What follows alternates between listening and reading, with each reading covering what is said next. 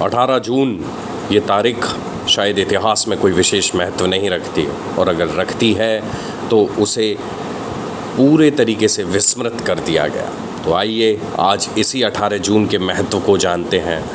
आपका दोस्तों एक बार फिर से स्वागत है मेरे YouTube channel forgotten history of India में, जहां हम इतिहास की कुछ भूली बिसरित कहानियां और किस्से लेकर आपके आगे आते हैं। आज इसी क्रम में मैं उपस्थित हुआ हूं इस 18 जून की कहानी लेकर।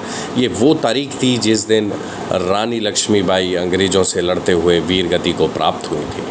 अब ये तारीख विस्मृत क्यों हुई और इसे क्यों भुला दिया गया, ये एक अलग चर्चा का विषय है, परंतु आज हम इन्हीं झांसी की रानी लक्ष्मीबाई के बारे में थोड़ी चर्चा करेंगे और जानेंगे उनके जीवन के बारे में। तो आइए आगे बढ़ते हैं।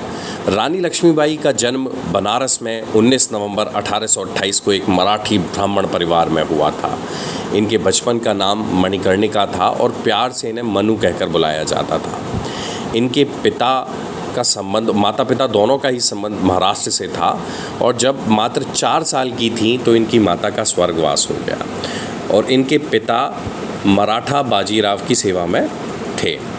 माँ के निधन के बाद मनु की देखभाल करने के लिए कोई था नहीं, तो इसकी वजह से पिता जो थे वो रानी लक्ष्मीबाई यानी जो मनु थी उनको ले जाकर पेशवा के कोर्ट में ले जाया करते थे। वो वहाँ बैठती देखती और काफ़ी हंसमुख और चंचल स्वभाव की थी, तो सभी को बहुत पसंद भी आया करती थी, और इसी वजह से इनका नाम बचपन में छबीली पड़ा। अच्छा, इसके साथ साथ रानी लक्ष्मीबाई जो थी उन्हें शस्त्रों की शिक्षा, ये सारे काम, युद्ध लड़ना, युद्ध कला में निपुण होना, ये काफ़ी पसंद थे। और वो अक्सर इनके फेवरेट पास टाइम यही हुआ करता था। वो नकली किले बनाती, उन्हें ध्वस्त करती। खैर धीरे धीरे करके रानी लक्ष्मीबाई बड़ी हुई। 1850 में इनका विवाह राजा गंगाधर राव से हुआ, झांसी के जो राजा थे उनसे हुआ, और 1851 में उन्हें पुत्र रत्न की भी प्राप्ति हुई। परंतु उनकी ये जो खुशी थी ये काफ़ी लंबे अरसे तक चल नहीं पाई, और 4 महीने बाद ही उनके उस बेटे का निधन हो गया।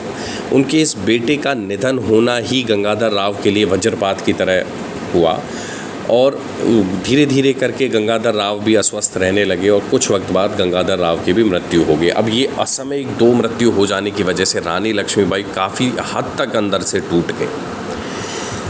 इसी बीच भारत में अंग्रेज़ों का शासन जो था वो अपनी चरम पे था, और अंग्रेज़ों का उस वक्त जो मुखिया थे वो थे लॉर्ड डलहौजी, और लॉर्ड डलहौजी उस वक्त भारत में एक नई नीति लेके आए थे जिसका नाम दिया उन्होंने हड़प की नीति, जिसे अंग्रेजी में बोलते थे डॉक्ट्रिन ऑफ लैप्स। इस डॉक्ट्रिन ऑफ लैप्स के तहत ये था कि अगर आपके राज्य में कोई भी पुरुष उत्तराधिकारी नहीं है तो वो आपका राज्य अंग्रेज़ों के अधीन ऑटोमेटिकली चला जाएगा। अब चूंकि रानी के पास कोई लीगल उत्तराधिकारी था नहीं, क्योंकि उनके पुत्र की मृत्यु हो चुकी है, उनके हस्बैंड की भी डेथ हो चुकी है, तो ये क्लियर था कि भाई झांसी को अंग्रेज अब 100% हड़प लेंगे।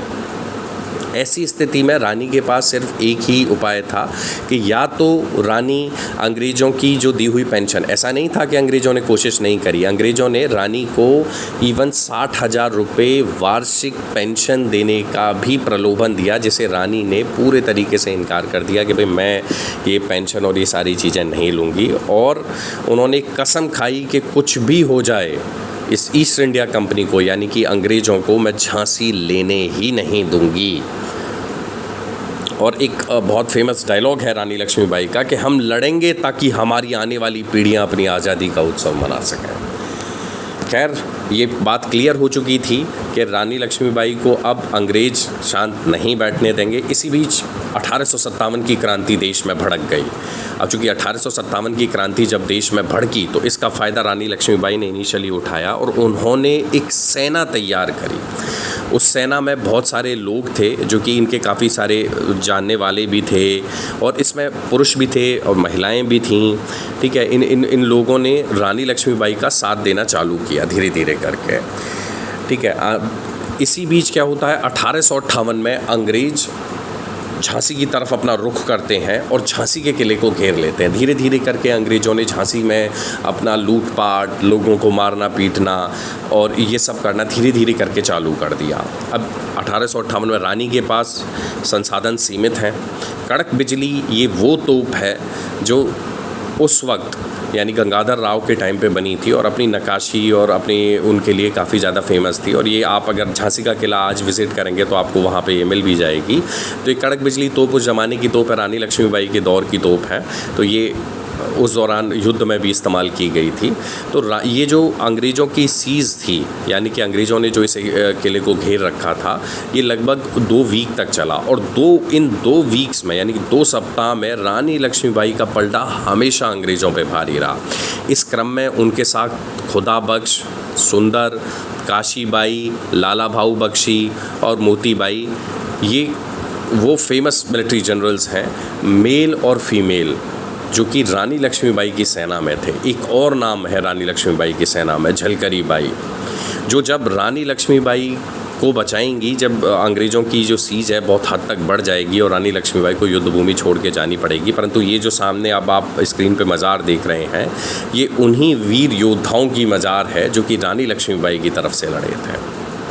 खैर, युद्ध पे वापस आते हैं। अंग्रेज़ों ने, चूँकि अंग्रेज़ बार बार मुँह की खा रहे थे और रानी के पास रिसोर्सेज जो थे वो सीमित थे, तो धीरे धीरे करके जब रानी के पास रिसोर्सेज ख़त्म होने लगे तो रानी की ही एक जो सेना नायक थी झलकरी बाई, जो काफ़ी हद तक रानी लक्ष्मीबाई की तरह लगती थी, उन्होंने रानी के छत्र और रानी के जो भी वो थे सिंबल्स वो ओढ़े और पहने, और उसके बाद फिर वो रानी की तरह युद्ध करने लगी, जिससे कि अंग्रेज़ों को मूर्ख बनाया जा सके। और ये किले का एक परकोटा है जहाँ से रानी लक्ष्मीबाई अपने घोड़े बादल पर बैठकर, वो बादल वो घोड़ा था रानी लक्ष्मीबाई का जिसने अपनी जान दे दी। यानी यहाँ से रानी लक्ष्मीबाई इस परकोटे से नीचे कूद गई थी अपने बेटे को, अपने दत्तक पुत्र को अपनी पीठ पर बांध के, और उस घोड़े ने वो इतना वफादार था कि अपनी जान दे दी पर रानी लक्ष्मीबाई को बचा दिया था। खैर, रानी लक्ष्मीबाई यहाँ से निकल गईं और यहाँ से निकलने के बाद झलकरी बाई इस बीच तब तक लड़ती रहीं जब तक अंग्रेज़ों को यही भ्रम रहा कि रानी लक्ष्मीबाई किले में है, और इसका फ़ायदा उठा के रानी लक्ष्मीबाई ग्वालियर की तरफ ऊपर बढ़ी। हालांकि इतिहास में ये सर्वविदित है कि ग्वालियर में उन्हें जो भरोसा दिया गया था वो नहीं मिला और रानी के साथ विश्वासघात हुआ, और अंततः रानी जो ग्वालियर में ही वीर गति को प्राप्त हुई। पर उस सब के बावजूद भी, और ये 18 जून को ही हुआ था, उस सब के बावजूद भी रानी लक्ष्मीबाई की शहादत और रानी लक्ष्मीबाई का नाम इतिहास में अमर हो गया। और ये किसी ने सच ही कहा है कि ज्योति जलाई आज़ादी की दे कर के कुर्बानी, युग युग तक इतिहास कहेगा तेरी शौर्य कहानी, जय झांसी की रानी।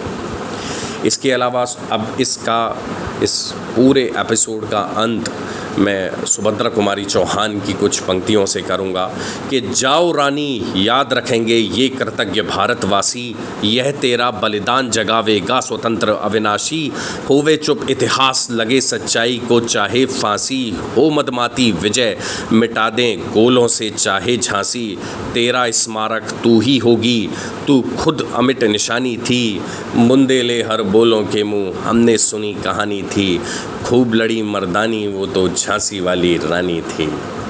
दोस्तों, अगर आपको ये मेरा वीडियो पसंद आया हो तो प्लीज़ वीडियो को लाइक करें। अगर आपको इसमें कोई सजेशन है तो प्लीज़ कमेंट करें, और अगर आपको ऐसे ही और वीडियोस चाहिए तो मेरे चैनल को सब्सक्राइब करें। Thank you very much. जय हिंद।